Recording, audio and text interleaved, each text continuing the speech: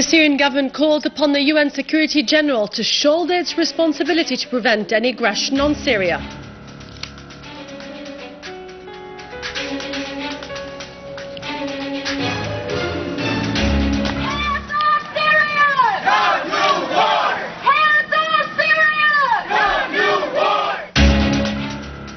Arab and international condemnations of America's intention to wage war on Syria continue.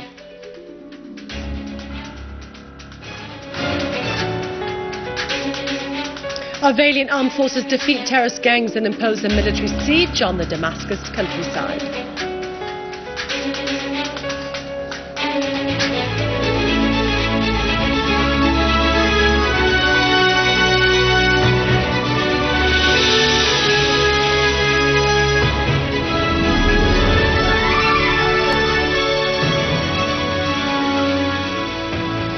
Welcome to our news bulletin. I'm Dania Nizam.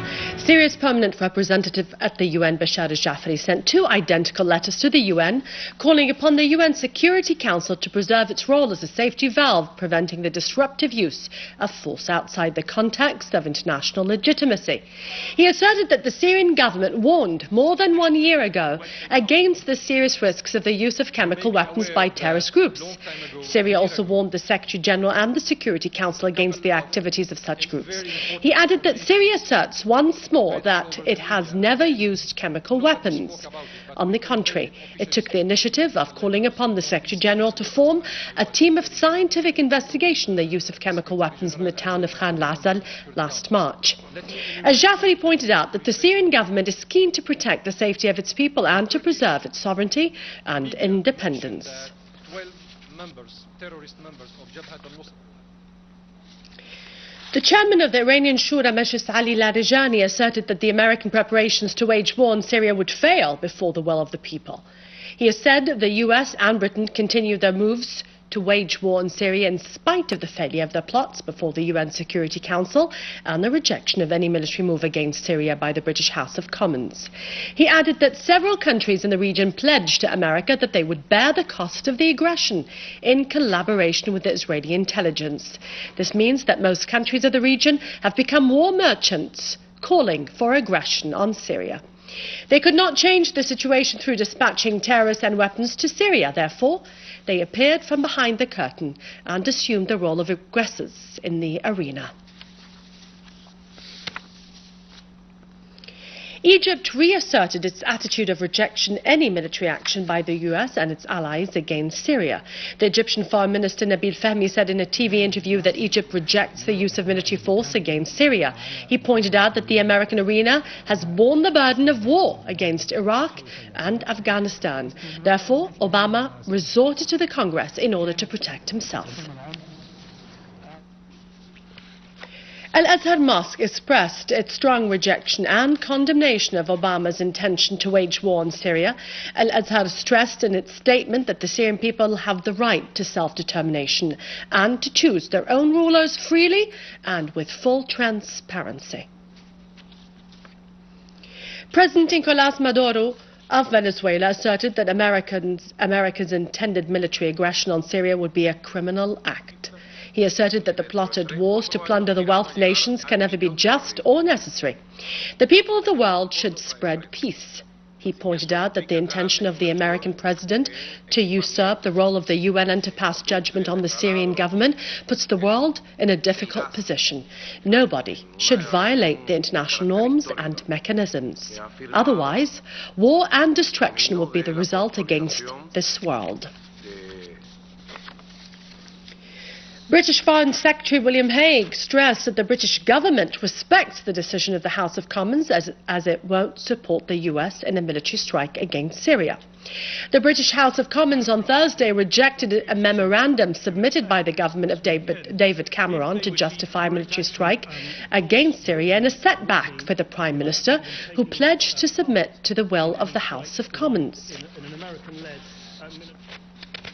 The American President Barack Obama announced his insistence on the option of military aggression on Syria and on the basis of the well-known lies of his administration. However, he asked for the opinion of the Congress in order to make such a decision final and irrevocable. Obama repeated the false claims of his administration about the use of chemical weapons by the Syrian government in the Damascus countryside. He did not offer any proof of such claims. He was afraid for his allies in the region, including Israel and Turkey.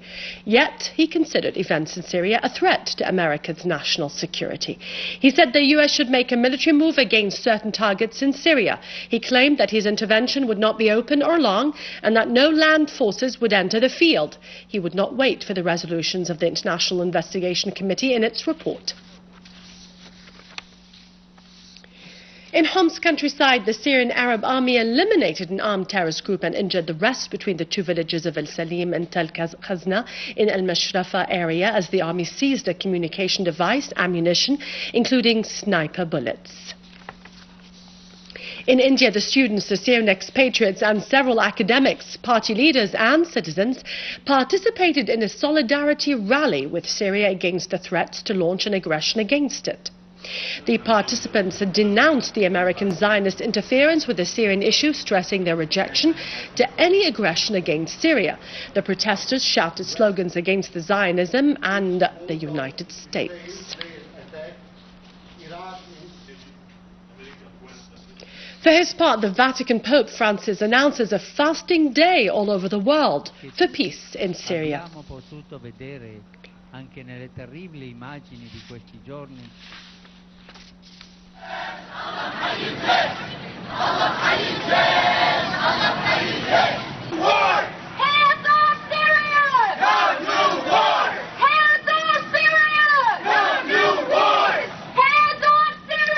In rejection to Obama's threats against Syria, the Syrian community and the expatriates organized a rally in solidarity against the war in the American cities and organized sit-ins in solidarity with the Syrian people to protest against any military aggression on Syria. I'm here to say no war on Syria. We're not fooled by the lies of the Obama administration. An attack on Syria would be illegal. And we're here, like we're here all over the country right now, protesting against a possible war on Syria. To say that, hands off Syria. For more news, you can visit our website, syriaonline.sy. After the break, our economic news with Vani. We say to all our patriotic citizens, the victory is imminent.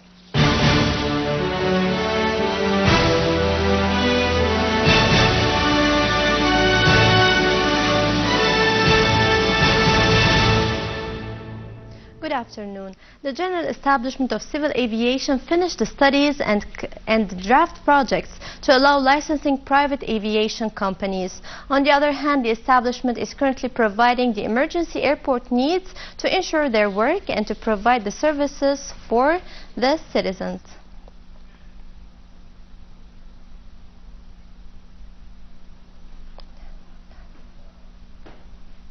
Damascus Governorate ended the social surveys and topographic lifting for residential buildings and non-residential real estate and the residents in the area southeast Mezze behind Razi Hospital. Chief of News Areas in Damascus Governorate Engineer Jamal Youssef clarified that Decree number 66 of 2012, which is for two locations in Damascus, South Mezze behind Al Razi Hospital and covers an area of 230 hectares, and the southern highway to Al Qadam area and Al 30th Street also covers an area of 860 hectares.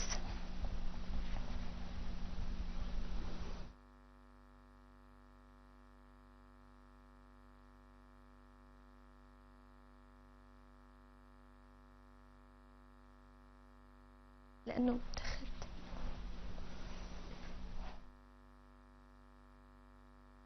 شو الخبر؟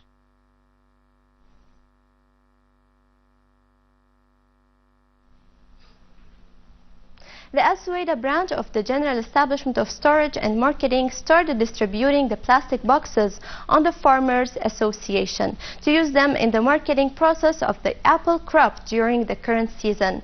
The branch manager pointed out that 57,000 boxes have been distributed on the associations for free, but on the condition of retrieving them after delivering the crop.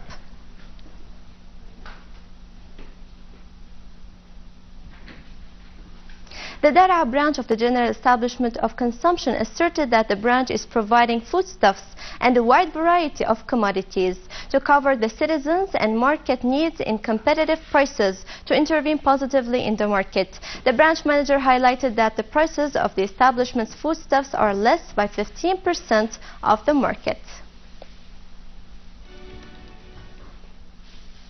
And now over to some main currencies exchange rates according to the bulletin of the Central Bank of Syria.